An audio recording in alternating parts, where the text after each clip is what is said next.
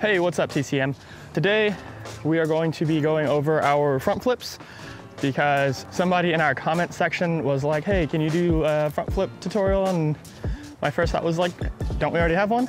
And then it turns out we don't. So stay tuned, we're gonna be going over all of the drills, tips, and tricks on how to get your front flipped as quickly as possible. So make sure you watch until the end. And if you haven't already, make sure you hit that like, subscribe, and comment button down below. Make sure you go smash that like button for the YouTube algorithm and help us reach our subscriber goal of 250 subs by the end of the year. So thanks for watching and stay tuned. All right, so if you guys happen to know what angry cats are, which if you've seen my Kong tutorial, it's kind of like that same thing. I'll leave a link in the description down below if you want to watch that, but I'm gonna go through it here anyway, so you guys don't have to go watch that. An angry cat is just a good way to get your hips up and to learn how to bring your ribs in for your front flips. So for doing a front flip, 90% of it is just getting your butt up high enough. Because if you can't get your hips up above your head, you don't flip. So that's how we're gonna go over it. And then we're gonna go into our doing forward rolls and implementing that, and then actually putting everything all together. So here's the angry cat. So when we're doing our angry cat, you don't want to let your shoulders pass over your fingertips. You want to make sure your fingers and your shoulders stay in a line and you're pushing through your shoulders, pulling your ribs in and then pulling your butt up. So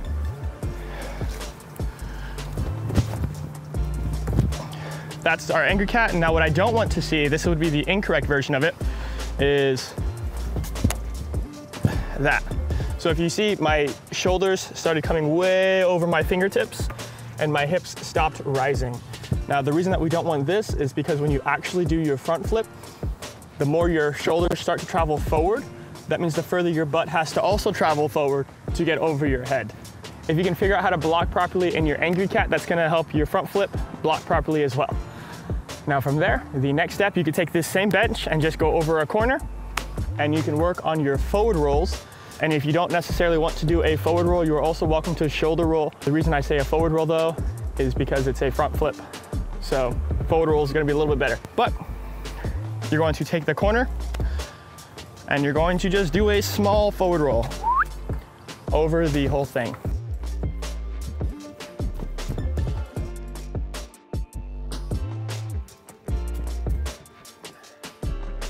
Cool.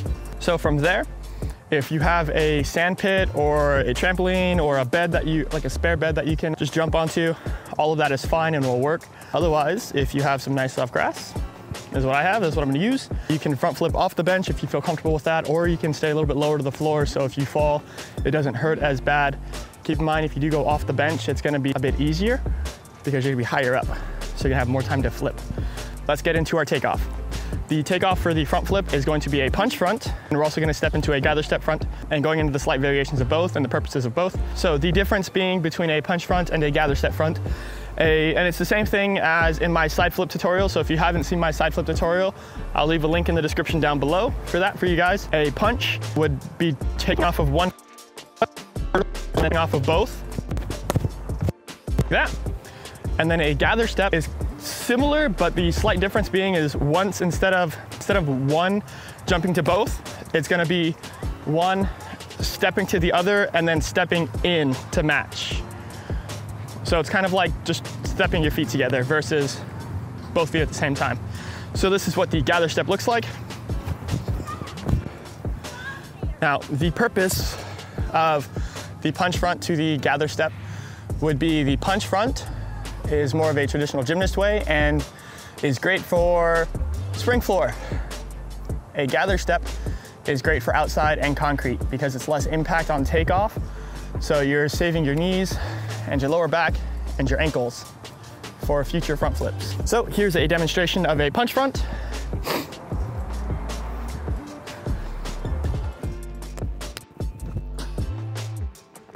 Stuck it like a gymnast. Here's a demonstration of a gather step front. One more time, I'm tired. That was better. As far as taking the forward roll into your front flip, Here's how you can make the connection is on the same bench that you started on. I don't recommend doing a forward roll onto the bench, so you can shoulder roll onto the bench, but the idea being starting it and then, just grabbing and rolling. So, or you do the same thing on the floor here. So you can go roll and stand up, and that's the whole idea. And now that same thing applied onto the bench.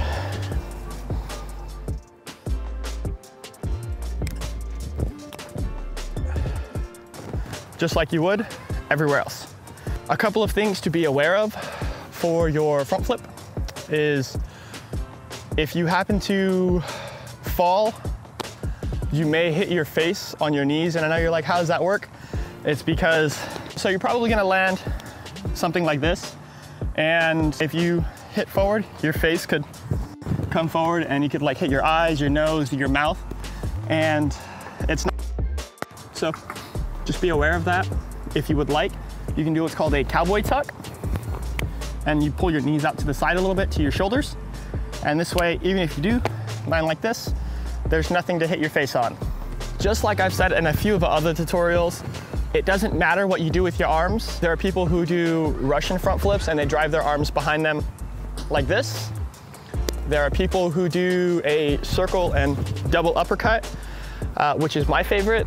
And then there are people who do a throw the ball, be the ball type of front flip. And that one I also demonstrated here with the punch front flip. All of them work, so your arms don't matter as long as the timing makes sense of when they go up to when your hips come up. So I'm gonna go ahead and demonstrate all three of the Russians, the throw the ball, be the ball, and then the double uppercut. But I'm gonna go ahead and do them with a gather step because that's what I prefer. And then you can just apply all of them to the punch front flip because it makes zero difference. So here would be the Russian front. So let's do the double uppercut. That was more of a Webster. That's what I'm saying. I do the double uppercut for my Websters all the time. So here's the throw the ball, be the ball.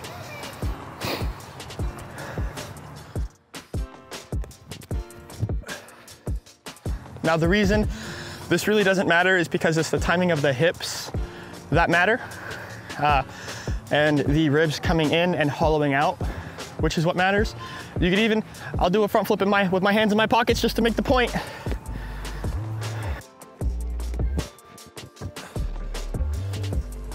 Your arms don't matter. So the important thing being is as soon as your feet touch the floor, either on the gather step or on the punch. So the important thing being is as soon as your feet touch out of the gather step or out of the punch, to immediately start extending, like bend in and start jumping as soon as you can, and extend through your ankles, knees, and hips, and then start pulling your ribs in. And what that'll do is that'll bring us straight into our common mistakes. So common mistake number one is people arching their back so they can throw their front flips a bit harder, because it doesn't work that way. Common mistake number two is not fully jumping through their, like the triple extension, right? So not jumping through the ankles, knees, or hips fully. Common mistake number three is leaning forward a lot. So the exact opposite of common mistake number one. What leaning forward ends up doing is like, yeah, it may speed up your flip a little bit, but it starts to give you a lot of distance, right? And it gives you no height. So when we don't get any height, we have a harder time landing because we're going so far forward. As our shoulders start to travel forward, the further our hips have to travel to then get over, and it makes it harder. So if you want to make it as easy on yourself as possible, hips go up, shoulders go up, ribs go in, ribs in. So shoulders up, hips up, ribs in. Easiest way to front flip. Common mistake number four is not actually tucking. So a lot of the times, a lot of people won't actually grab their knees, or they won't. So I don't think you should under tuck on your front flip. What I mean by under tuck is grabbing underneath your legs, because the smaller of a ball you are, the faster you're going to flip, right? And so if you're only grabbing underneath your legs, underneath your thighs, then that's leaving your feet just kind of dangling out, right? So I think you should be grabbing your knees or your ankles. But whatever works is whatever works. So if grabbing your shins is what's working for you, then perfect. And if grabbing your thighs is what's working for you, then good. And if you like the way it looks, like that's what it's all about. Like, you know, like parkour is doing what you want, looking how you want, expressing yourself. So if you want to grab underneath your thighs, you can grab underneath your thighs. I suppose it's fine. Anyway, okay, so back to the takeoff real quick. Now, when you're doing this, you want to get your feet in front of you for the jump, because as you stand straight up and you're running, right? Then let's say you're going that way, right? So you're running and you hit here, it's going to launch you forward. But if you're running and you hit like this, it's going to launch you upwards. The technique is called a block. And so when you block, it actually takes all of that forward energy this way and sends it straight up. But that only comes with getting your feet in front of you. This is another common mistake, our fifth common mistake actually, not blocking properly. People, this also goes to like the leaning over, right? They kind of go hand in hand. So figure out your block and then figure out your block with your chest up, and then you're golden. Ways to fix those common mistakes. Doing the highest dive roll possible, like literally like straight up and down with the sound effects. If you don't do the sound effects, then it really doesn't count. So doing the highest dive roll possible is a great way to do it. If you happen to have a trampoline, then you can draw like X's with some chalk on your trampoline and try to look for the X's so you know you're going up and down, and try to transfer that same feeling out to the real world. And if you happen to have a pool, you can throw like a hoop, right? Like a floaty hoop thing. And you can try to dive into the hoops, and that's a good way to do it. And if you're just like me and only have grass, then you can take your towel and block on one towel, go up and roll onto the other towel, and try to look for the edges of the towel. And that's a good way to do that. That one will fix basically every common mistake. So that is one of the best drills to go over and fix all of them. Unfortunately, I didn't bring my towel with me, so I can't do that one for you. And my wrist is a little tender, so I'm not gonna do the dive roll for you guys anyway. But I hope this has been a helpful tutorial. When you're starting to get a little bit better, you can start to combo it and step out of your front flip. And if you guys need help with that one, just let me know in the comments down below, and I'm happy to go over that one with you guys. But this has just been a basic introduction to a front flip. So I hope it helps. Just to recap everything: angry cats, hips up, shoulders up, ribs in, and dive rolls. And this is how I teach my students how to flip for the most part. And I have successful flippers now. So I hope this has helped you. And if it has, make sure you give us a like, comment down below what it is that you're struggling with. And you can also send us your front flips to our Instagram, which is @thecollectivemovements, because we are happy to help. So make sure you check the link in the description for a couple of other videos referencing, you know, like our blocks, our angry cats, gather steps, and punch fronts and such. Not punch fronts, but like punch flips and such. Once again, smash that like button for the YouTube algorithm. Make sure you subscribe and hit the bell notification, because we'll be releasing videos for you guys every Saturday. Some of them are tutorials, some of them aren't, but we do have a goal of hitting 250 subs by the end of the year. At the time of filming this, we are currently at 208. So I'd really like to hit that by the end of December, and I think that would be really sweet. And if we can, we'll be doing a giveaway for a TCM sweater for a random person who comments down below. I'll be announcing it. Anyway, comment, like, subscribe, hit the bell notification, and happy Saturday, and train safe. I'll do a front flip with my hands in my pockets just to make the point.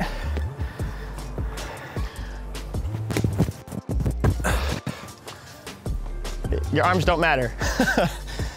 That was actually terrifying. That was like my first time ever doing that.